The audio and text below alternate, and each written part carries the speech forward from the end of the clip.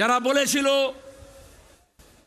এই বৈশাখ মাসে তপ্ত গরমে দুপুর বেলা ব্রিগেডে কি করে হবে, আমরা বলেছিলাম কেউ আগে ভেবেছিল লাখ লাখ মহিলা মধ্যরাত্রে 14ই আগস্টে ইনসাফের জন্য, বিচারের জন্য, আরজি করের মাথা ধরার দাবিতে রাস্তায় নামবেন।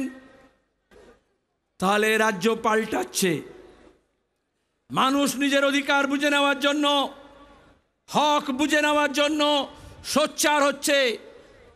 2011-র পরে এখানে যখনই আমরা ব্রিগেড দেখেছি, রাস্তায় কত আক্রমণ, বাড়িতে হামলা, হুমকি, যে বাসে করে এসছে তার উপরে হামলা।